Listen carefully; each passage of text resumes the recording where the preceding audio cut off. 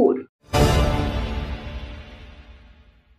धनगर समाजाच्या एसटी प्रवर्गातील आरक्षणाची अंमलबजावणी करा या मागणीसाठी धनगर बांधव पंढरपुरात उपोषण आंदोलन करत आहेत।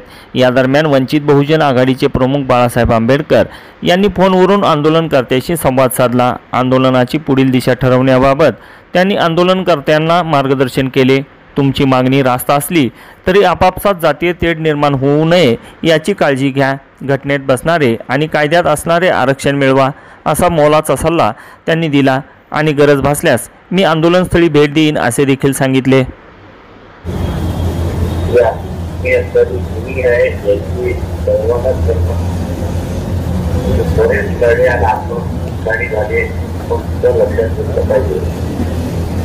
माझं आपलं सगळ्यांना असणारं एक सूचना आहे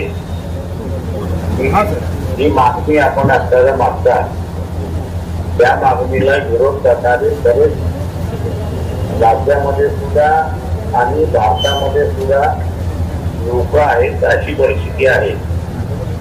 त्यांचं म्हणणं असं आहे की आम्ही आता आमच्या जुन्या यादीमध्ये नव्यानं घेणार नाही आणि ते सगळेजण असणारं शासनाला ब्लॅकमेलिंग करतात अशी परिस्थिती आहे। ही परिस्थिती जाणीव आहे आपल्या सगळ्यांना। त्याच्यामुळे आपण असणारी सगळ्यांनी भूमिका घेतली पाहिजे की बाबा आमच्यावरती अन्याय झाला, आम्हाला घटनेने मान्य केलं, डॉक्टर बाबासाहेब आंबेडकरांनी आम्हाला दिलं, पण इतर व्यवस्थेने आम्हाला असणारं नाकारलं आणि लागू होणार नाही कशा रीतीने त्या ठिकाणी पाहिलं। आता आम्ही असणारं शासनाला म्हणतोय की जुने मंडळी आहे त्या सगळ्या जुन्या मंडळींना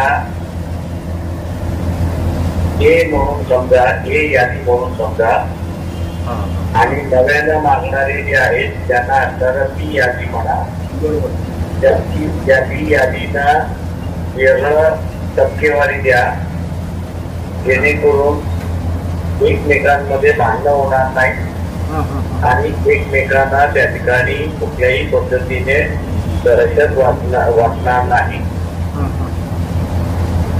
दात वेगळं, दात वेगळं आणि वाल्यांचं दात वेगळं असं राहिलं तर मला वाटतं आपण जे आंदोलन करताय आणि जी मागणी एवढी गोष्ट मागताय त्याला कुठेतरी यश यायला किंवा सहानुभूतीपूर्वक राजकारत्याने बघितलं पाहिजे अशी परिस्थिती त्या ठिकाणी निर्माण होऊ शकते। आपण सगळेजण लढताय की याला आम्ही सगळेजण आपल्या बरोबर आहोत आणि वेळ पडली की नंतर त्या ठिकाणी भेट द्यायला आपल्याला येऊन जाईल। साहेब तुमचं स्वागत आहे। आमचे उपोषण करते गणेश केसकर आपल्याशी बोलतात साहेब, एक सेकंड साहेब। जय भीम जय मल्हार, गणेश केसकर बोलतोय उपोषण करता। बरोबर जय मल्हार, काय म्हणता? तब्येत ठीक आहे आमची, आता शुगर डाऊन व्हायला लागली आहे। आमची अपेक्षा आहे की आपण एकदा उपोषण स्थळी भेट द्यावी आणि दुसरा विषय असा की सर आम्ही नव्याने मागणी करत नाही आहोत, आम्ही पहिल्यापासूनच एसटीच्या यादीमध्ये आहोत। फक्त डी आणि आरचा जो स्पेलिंगचा गफलत झाली आहे त्याच्यामुळे धनगर समाज हा 70 वर्षापासून या आमच्या न्याय हक्काच्या आरक्षणापासून वंचित आहे। तर आमचं तेवढंच एक म्हणणं आहे की महाराष्ट्र सरकारने ती दुरुस्ती करून केंद्रातून ते पास करून अंमलबजावणी करावी आणि जो आपण दुसरा ऑप्शन दिला जो आता वर्गीकरणाचा तर तो आम्हालाही मान्य आहे।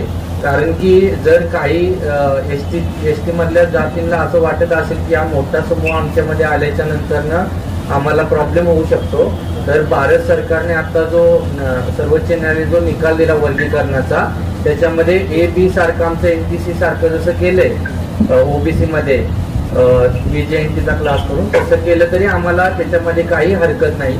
परंतु सगळे एसटी आणि सगळी एसटी तुमच्या विरोधात जातील एवढं लक्षात घ्या। एसटी वाल्यांचा निर्णय झालाय की आम्हाला वर्गीकरण मान्य नाही।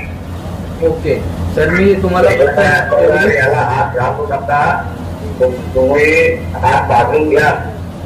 येस सर, येस एसटीवाले सगळे विरोधात आहेत आणि एसटीवाले सुद्धा सगळे विरोधात आहेत या वर्गीकरणाची. ओके सर, मी तुम्हाला फक्त सर्व उपोषणकर्त्यांमार्फत एवढीच रिक्वेस्ट करू इच्छितो आणि संबंध धनगर समाज महाराष्ट्र राज्याच्या वतीने एकच रिक्वेस्ट करू इच्छितो की तुम्ही आम्हाला उपोषण स्थळी एकदा भेट द्यायला यावं.